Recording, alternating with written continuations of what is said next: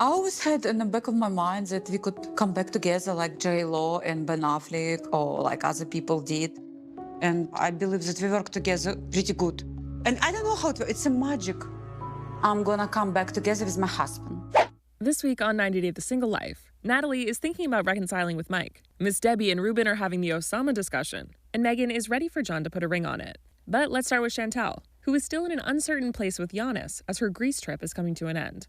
Things have cooled off between them since their date at the Snail Festival, and she doesn't get what caused his vibe to shift.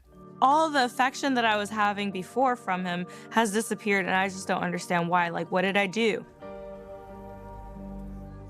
Are you starting to realize you don't want a woman that's been divorced? Are you starting to realize, like, you don't want an American? Or is it, like, you know, is there something I've done to change your mind about me? Chantel broke down the situation for her friends at brunch, telling them how he wasn't giving her much attention, and they encouraged her to talk to him about it. Maybe they need to communicate. Yeah. Maybe you need to communicate. Yeah. Sometimes it's hard to communicate. True. Sometimes I just expect so much of a person. I think that's also about you always trying to look to like what could be in the future instead of really living in the present and like just being so like, wow, I'm gonna appreciate this moment, this person, this guy. Chantel revealed that Giannis asked to see her one last time before she goes home to Atlanta, and her friends encourage her to go and get the clarity she needs. I poured so much energy into Giannis for things to fizzle out so quickly and abruptly. It's really confusing. I just don't understand it. I cannot allow what Giannis has on his mind that he's not telling me affect me and my happiness. So I'm gonna go. I'm gonna go and see what he has to say. Meanwhile, Miss Debbie is feeling good after Julian got to meet Ruben. But what she doesn't know is that Julian told Ruben all about her past with Oussama and shared his concerns that she leads with her heart and not her head. Over some mojitos, Ruben told Debbie what her son said, and she was shocked. I haven't told Ruben about Oussama because I'm embarrassed about it. I want this to be my moment to find true love. And I don't want Julian, messing it up and not giving the relationship the chance that it deserves. Debbie went on to tell Ruben about Oussama and how things ended. It was no fly-by-night, wild hair, impulsive decision. I had known this gentleman for several years, and he acted even way older than me. He was 24. Well, that's still in the 20s. I moved there with the intention we were going to get married and open an on-site art studio to help other artists. However, he backed out. And I said, fine, I'm not begging any man to take me. Ruben asked Debbie if things are really over between her and Oussama, and she assured they were. And Ruben told the cameras he's taking her word for it. I'm going to take what she told me, that it's over on face value, Of course, I'm going to have what Julian told me in the back of my mind. I mean, I wouldn't be a fool not to, but I'll be cautiously optimistic. I definitely want us to make sure that, we continue on a good, positive path. There'll be a lot of bumps in the road, but you never know, Yes. Just a little bump in the road named Julian. John, meanwhile, packed up and moved to San Antonio to live with Megan and her daughter, River. They decided that to ease into the new living situation, he would sleep in River's room while River slept with Megan. I mean, obviously, I cannot sleep with you yet and just leave her just because it's a new, this is obviously all new for you, for me, for her, and I just, don't feel comfortable.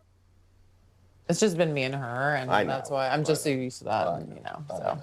I know. The next morning, they talked about the sleeping arrangements, and John brought up how it might impact their sex life. Of course, that's what I want, is for us to sleep in the same bed, I know. Nate.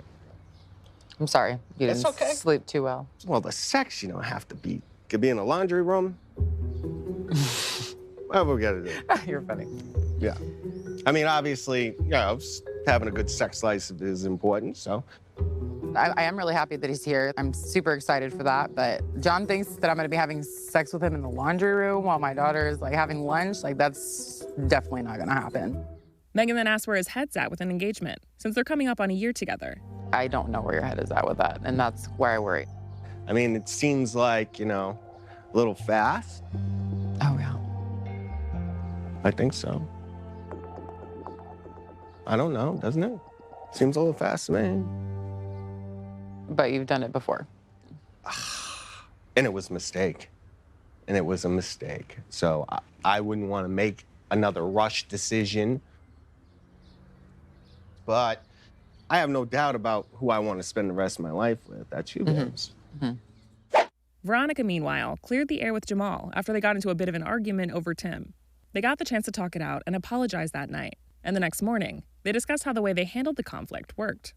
I feel like we got through it. But I'm just saying, like, I appreciate you for, like, being able to, like, compartmentalize your frustration at me and just focus on addressing whatever the was going on with me. Yeah. That's exactly what I needed. And, like, anyone else in that situation, it would have ended very differently. Like, last night would have gone very differently. I mean, at the end of the day, couples fight all the time. The bigger thing is when you have conflict, because conflict will come up, how do you resolve that conflict? Moving forward, Jamal said they'll keep working on their communication, and he brought up eventually moving to Charlotte. I think as we get closer, I'll have a better idea of like when I am gonna end up moving here. What? Should I not have said that? No, I'm just shocked I haven't scared you off yet. No, you haven't scared me off at all. If anything, I feel like we're closer. Across the country in Los Angeles, Natalie was having a tough time following her breakup with Josh. But then her mom revealed that she called her ex, Mike. Я сама позвонила Майклу. Да. И пригласила его сюда. Это так нечестно со стороны Джоша это. И он приедет. Серьезно, мам? Да, серьезно. Natalie was surprised and had mixed feelings about the prospect of seeing Mike again. But her mom was convinced it was a good idea. Подружится, может быть, с нами. Может быть, еще все будет хорошо. Да, мама, ты понимаешь, как бы все классно, только Майк не хочет со мной мириться. Надо же. А он был так влюблен. Майкл не хочет меня. Давай посмотрим, Наташа.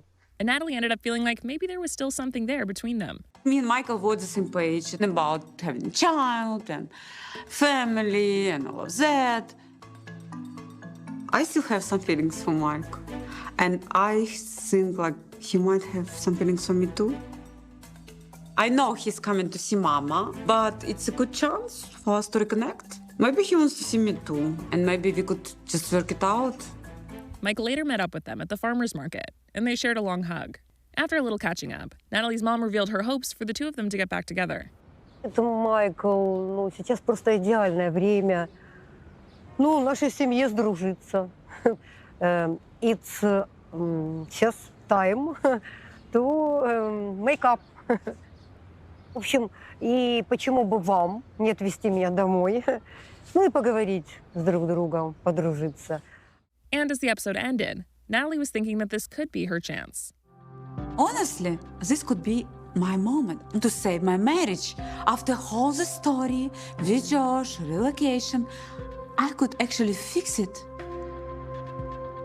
I mean, life is miracle. I mean, miracle happen. I believe in miracles.